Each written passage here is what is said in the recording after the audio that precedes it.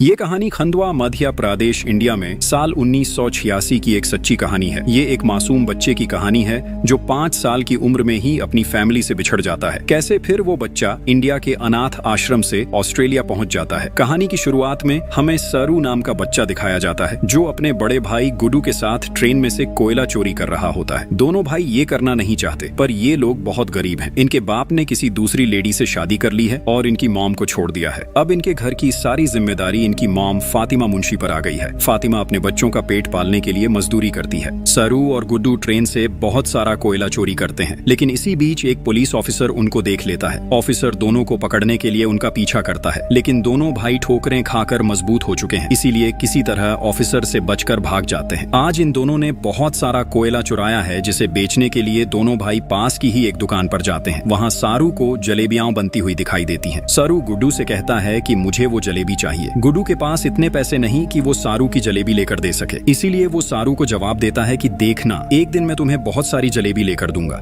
सरू अभी बहुत छोटा है, इसलिए वो गुड्डू से कहता है कि एक दिन हम जलेबी की दुकान ही खरीद लेंगे। शाम को दोनों भाई थोड़ा सा दूध लेकर घर वापस आते हैं। यहाँ इनकी छोटी बहन भी है, शेकीला। इनकी मॉम फातिमा दोनों भाइयों से पूछती है कि वो दोनों दूध कहाँ से लेकर आए। तुम दोनों के पास तो पैसे ही नहीं थे, लेकिन इस पर दोनों कोई भी जवाब नहीं देते। अगली रात गुड्डू काम पर जाने की तैयारी कर रहा था, तब सारू भी उसके साथ काम पर जाने की जिद करता है। गुड्डू सारू को साथ ले जाने से इनकार कर देता है। वो सारू से कहता है कि तुम अभी काम करने के लिए बहुत छोटे हो, वहाँ भारी भारी बोरियां उठानी पड़ती हैं। ये सुनकर सारू एक कुर्सी उठाता है। फिर वो एक साइकिल भी उठाता है गुड्डू को बताने के लिए कि वो हर काम कर सकता है। इसके बाद भी गुड्डू उसे साथ जाने से मना करता है, लेकिन सारू की बार बार जिद करने पर वो उसे साथ ले जाने के लिए तैयार हो जाता है। गुड्डू अपना साइकिल निकालता है और सारू को आगे बैठाकर घर से निकल जाता है। सारू अभी बहुत छोटा है, इसलिए रास्ते में ही उसे नींद आ जाती है और वो गुड्डू की गोद लगकर सो जाता है। इसके बाद गुड्डू सारू को उठाकर बुरहानपुर स्टेशन पर जाता है, जहाँ से गुजरकर गुड्डू को आगे काम पर जाना था। गुड्डू सारू को उठाता है, लेकिन सारू गुड्डू से कहता है कि मुझे नींद आ रही है,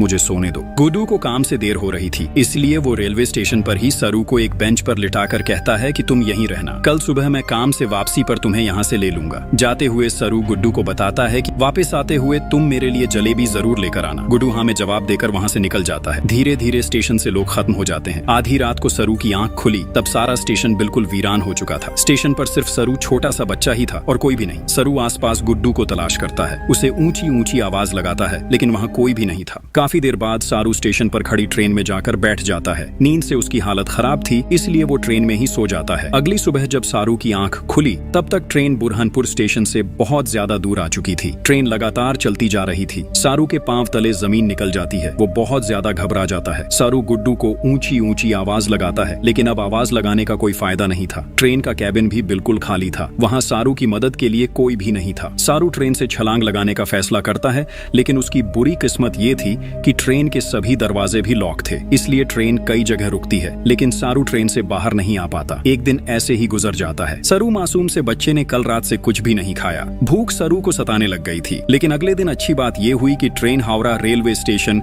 कोलकाता वेस्ट बंगाल जाकर रुक जाती है। हावड़ा रेलवे स्टेशन सरू के घर से लगभग 1600 किलोमीटर दूर है।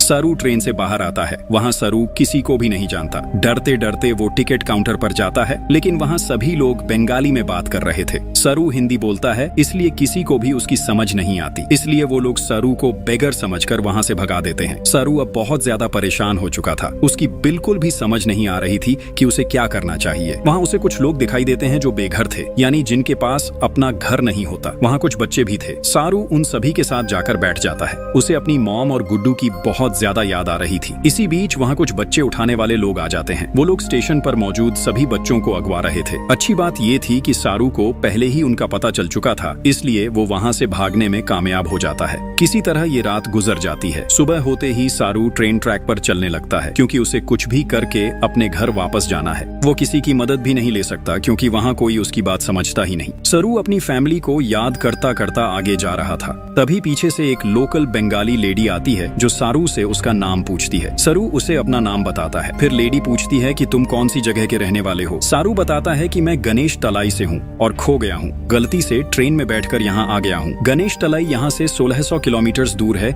और बहुत छोटा सा गरीब गाँव है, इसलिए किसी को भी गाँव के बारे में नहीं पता। लेडी सरू की मदद करना चाहती है क्योंकि वो बहुत थका हुआ, डरा हुआ और भूखा होता है। लेडी सरू को अपने साथ घर ले जाती है। वो उसे खाना खिलाती है और उसका अच्छे से ख्याल रखती है। बाद में वो उसे नहलाती है और उसके अच्छे से कपड़े भी बदलती है। रात को लेडी सरू को बताती है कि कल सुबह एक आदमी आएगा जिसे तुम्हारी मॉम के बारे में पता है, तुम उसके साथ चल जाना, वो तुम्हें तुम्हारी मॉम से मिलवा देगा। अगली सुबह वहाँ एक आदमी आता है जो सरू की सारी बॉडी चेक करता है। फिर वो लेडी को बताता है कि तुमने बहुत अच्छा काम किया, हमें बिल्कुल ऐसे ही बच्चे की तलाश थी, अब तुम्हें तुम्हारे पैसे मिल जाएंगे। सरू पास खड़ा इनकी बातें सुन रहा था। उसे इन दोनों की बातें कुछ ठीक नहीं लगती, इसलिए वो मौका मिलते ही वहाँ से भाग जाता है। सरू अब जगह जगह भटक रहा था। इसी जलालत में उसे काफी दिन गुजर जाते हैं। वो अपनी मॉम को बहुत ज्यादा मिस करता है। उसे उसकी मॉम हर जगह नजर आती थी। उसे याद आता है कि कैसे वो अपनी मॉम के साथ पत्थर तोड़ने में उनकी मदद करता था। सरू बहुत ज्यादा उदास था, लेकिन वो घर भी नहीं जा सकता क्योंकि उसे अपने घर का रास्ता ही नहीं मालूम। सारू को ऐसी जिंदगी गुजरते हुए 2 महीने गुजर जाते हैं। बेचारा सारू 2 महीने में बहुत ज्यादा जलील हुआ है। कभी उसे खाने को मिलता था, कभी नहीं। एक दिन सारू एक रेस्टोरेंट के सामने बैठकर अपनी मॉम को याद कर रहा था। तभी उसे अंदर बैठा एक आदमी दिखाई देता है जो सूप पी रहा था। सरू बहुत ज्यादा भूखा था,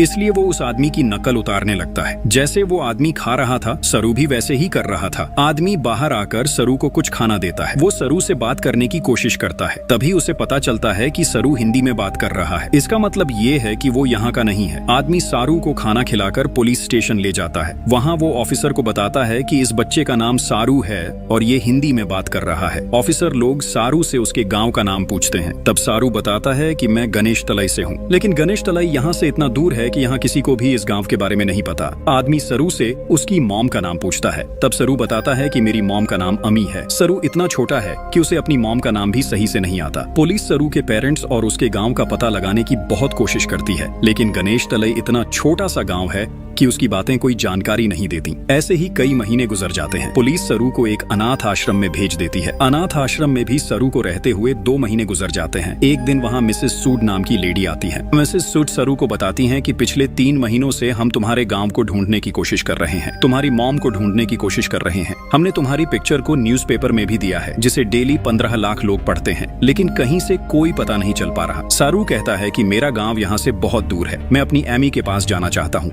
मुझे गुडू से मिलना है। लेकिन मिसेस सूड बताती हैं कि हमने बहुत कोशिश की, लेकिन कहीं से कोई भी रिस्पॉन्स नहीं आया। कुछ दिन बाद ऑस्ट्रेलिया से एक कपल आने वाला है। ऑस्ट्रेलिया के लोग हर साल हमसे बहुत सारे बच्चे लेकर जाते हैं। वो लोग बहुत अच्छे हैं, वो तुम्हारा अच्छे से ख्याल रखेंगे। इसके बाद मिसेस सूड सरू को अपने घर ले आती है। वहाँ सरू के साथ और भी बहुत सारे बच्चे थे। मिसेस सूड सभी बच्चों को बेसिक इंग्लिश वर्ड सिखाती हैं ताकि जब बच्चे ऑस्ट्रेलिया जाएं तो उन्हें ज्यादा मुश्किल न बने। कुछ ही दिन बाद एक कपल ऑस्ट्रेलिया से आता है। वो कपल बहुत सारे बच्चे देखता है, लेकिन उनमें से सारू की किस्मत अच्छी थी। कपल सारू को देखते ही उसे पसंद कर लेता है और अपने साथ ऑस्ट्रेलिया ले जाता है। कपल में लेडी का नाम सू ब्रायरली और आदमी का नाम जॉन ब्रायरली था। ये दोनों ही बहुत अच्छे थे। सू और जॉन सरू को लेकर अपने घर आ जाते हैं। इतना आलीशान घर देखकर सरू को अच्छा लगता है, लेकिन वो अपने असली घर मॉम और गुडू को बहुत ज्यादा मिस कर रहा था। सरू बिल्कुल चुप है क्योंकि ये लोग और कंट्री सरू के लिए बिल्कुल नए हैं। उसके लिए इतनी जल्दी सभी चीजों को अपनाना मुमकिन नहीं था। सू को सरू के साथ काफी लगाव हो जाता है। वो सरू को बहुत प्यार से पालती है। एक दिन सू सरू को कहती है कि मैं जानती हूँ तुम अभी मुझे कुछ नहीं बता सकते, मैं जानती हूँ कि तुम्हारा सफर इतना आसान नहीं था, लेकिन मुझे यकीन है कि तुम एक दिन अपने मॉम डैड से मिलोगे और तुम मुझे अपने सफर की कहानी जरूर बताओगे। ऐसे ही टाइम गुजरता है और कुछ महीने गुजर जाते हैं। सरू अब थोड़ी थोड़ी इंग्लिश समझना शुरू हो गया है। वो सू और जॉन के साथ मिलजुल गया है। सू और जॉन सरू से बहुत प्यार करते हैं। वो दोनों सरू को किसी चीज की कोई कमी नहीं होने देते। सरू भी अब वहाँ बहुत खुश है। 1 साल बाद सू और जॉन एक और बच्चा अडॉप्ट करते हैं, लेकिन इस बच्चे की नेचर सबसे अलग है। वो बच्चा बहुत जिद्दी और बदतमीज है। वो बहुत गुस्सा करता है, लेकिन सू और जॉन उसे भी अपना बेटा मानते हैं। वो उसे सारो की तरह प्यार करते हैं। एक रात सू किसी वजह से रो रही थी। जब सारो को पता चलता है तो वो उसे आकर गले लगा लेता है। इसका मतलब ये है कि सारो ने उन्हें अब पूरी तरह अपना लिया है। वो अब सू और जॉन की इमोशंस को समझता है। आहिस्ता आहिस्ता वक्त गुजरता है और सारो को यहाँ रहते हुए 20 साल हो जाते हैं। सारो अब काफी बड़ा हो चुका है। सू और जॉन जो सरू के मॉम डैड हैं, उन्हें सरू से आज भी वैसे ही प्यार है। इसके साथ साथ उन्हें सरू पर गर्व है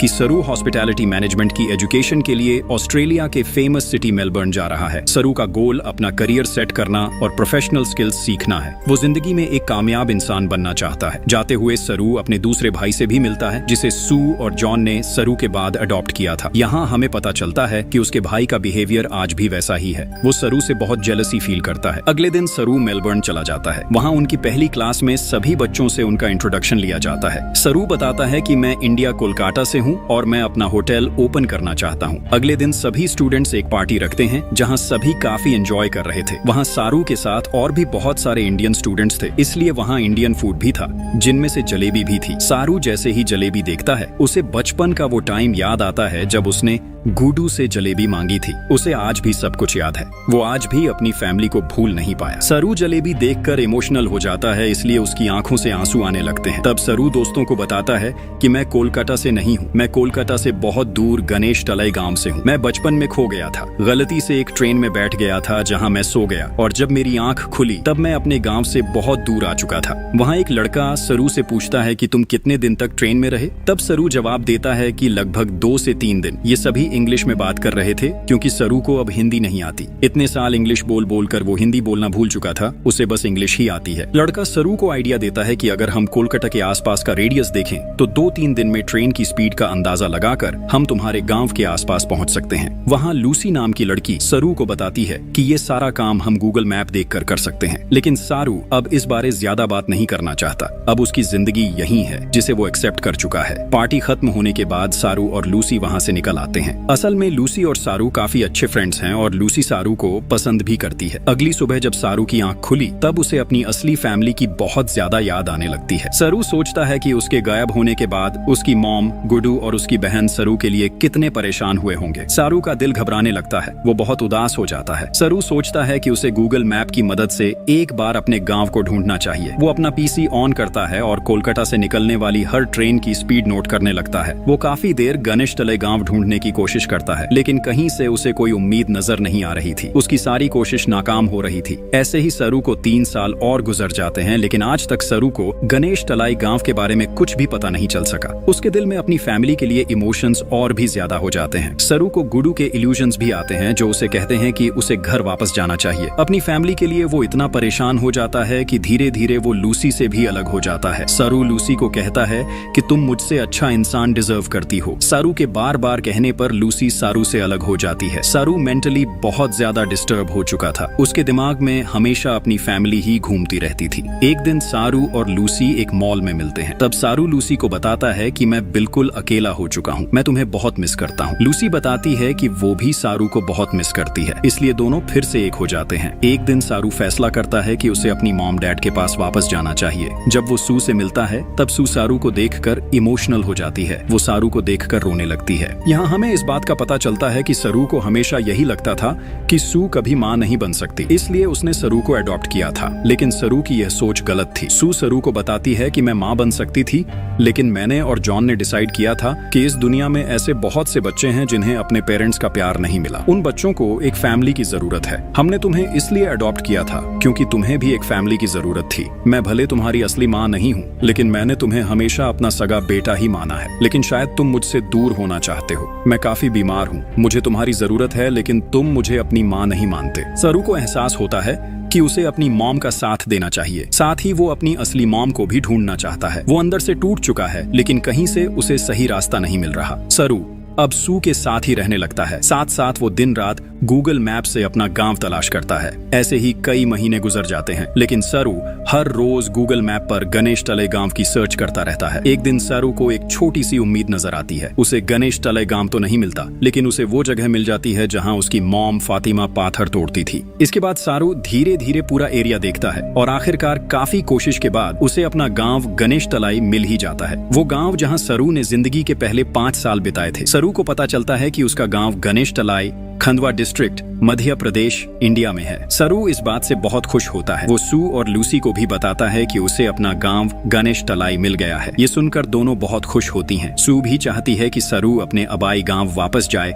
और अपनी फैमिली से मिलकर आए। सरू अब इंडिया आता है, उसी जगह जहां उसकी सारी यादें थीं। सरू बचपन की यादों के सहारे धीरे धीरे उस घर तक पहुंच जाता है जहां वो अपनी मॉम, गुड्डू और अपनी बहन के साथ रहा करता था। लेकिन समस्या ये थी कि अब तक उस घर की हालत बहुत खराब हो चुकी थी। उस घर में अब कोई भी नहीं रहता था। वो वहाँ के लोगों से पूछता है कि इस घर में पहले जो लोग रहते थे वो अब कहाँ हैं? लेकिन वहाँ किसी को भी सरू की जुबान समझ नहीं आ रही थी क्योंकि सरू इंग्लिश में बात कर रहा था। थोड़ी देर बाद वहाँ एक आदमी आता है जिसे थोड़ी बहुत इंग्लिश आती थी। सरू आदमी को अपना नाम, गुड्डू का और अपनी मॉम का नाम बताता है। सरू पूछता है कि ये सारी फैमिली अब कहाँ रहती है। आदमी सारू को गौर से देखता है और बिना कुछ जवाब दिए वहाँ से आगे बढ़ जाता है। थोड़ी देर बाद आदमी वापस आता है और सारू को उसके साथ चलने का इशारा करता है। जब सारू उस आदमी के साथ जाता है तब सामने से एक ओल्ड लेडी आ रही थी। ये लेडी कोई और नहीं बल्कि सारू की असली मॉम फातिमा ही है। दोनों माँ बेटा आज 25 साल बाद एक दूसरे को गले लगाते हैं। ये बहुत इमोशनल सीन था जब दोनों बहुत ज्यादा रो रहे थे। सारू की मॉम आज तक इस गांव को छोड़कर नहीं गई क्योंकि कहीं ना कहीं उन्हें यकीन था कि उनका बेटा वापस जरूर आएगा। सरू की बहन भी यही थी जिसे वो गले लगाता है। जब वो गुड्डू के बारे में पूछता है तब सभी लोग चुप हो जाते हैं क्योंकि सारू कभी अपने भाई से नहीं मिल सकता। सारू को पता चलता है कि जिस रात सारू गुड्डू के साथ काम पर गया था उसी रात गुड्डू एक ट्रेन के नीचे आ गया था। इसका मतलब ये है कि फातिमा ने एक ही रात में अपने 2 बेटे खो दिए थे। सरू को यहाँ एक और बात पता चलती है कि सरू का असली नाम सरू नहीं बल्कि शेरू था, जिसका मतलब है लायन। सरू अब ऑस्ट्रेलिया अपने मॉम डैड को फोन करता है और उन्हें बताता है कि मुझे मेरी फैमिली मिल गई है, लेकिन इससे कोई फर्क नहीं पड़ता क्योंकि आप लोग भी मेरे लिए आज भी वैसे ही इज्जत के हकदार हो जितना पहले थे। सरू फिर उन जगहों पर भी जाता है जहां वो बचपन में जाया करता था। उसे आज भी गुड्डू की बहुत याद आती है। वो बचपन का हर एक पल याद करता है। कहानी के एंड में हमें शेरू और सू की कुछ रियल वीडियोस भी दिखाई जाती हैं। जब सू शेरू की असली फैमिली से मिलने इंडिया आती है, शेरू की दोनों मदर्स एक दूसरे को गले लगाती हैं। लायन हमें यह सिखाती है कि चाहे जिंदगी हमें कितनी भी दूर ले जाए, अपनी रूट्स, अपनी पहचान और अपना घर कभी हमसे दूर नहीं होता। सरू की कहानी बताती है कि इंसान का असली घर सिर्फ एक जगह नहीं होता। वो लोग होते हैं जो हमें मोहब्बत देते हैं और कभी कभी एक छोटा सा यादगार पल सालों बाद भी हमें वापस उस मंजिल तक ले आता है जहां से हम कभी भटके थे। ये फिल्म ये भी दिखाती है कि इंसान अगर हिम्मत रखे, दर्द को पीछे छोड़कर सच की तरफ चले तो सबसे लंबी खोज भी एक दिन खत्म हो ही जाती है। मॉरल ऑफ द स्टोरी ये है कि हमें कभी भी उम्मीद नहीं छोड़नी चाहिए। अगर आपको कहानी पसंद आई तो हमारे चैनल को सब्सक्राइब करना बिल्कुल मत भूलना। हम आपके लिए ऐसे ही स्टोरीज लाते रहते हैं। Thanks for watching.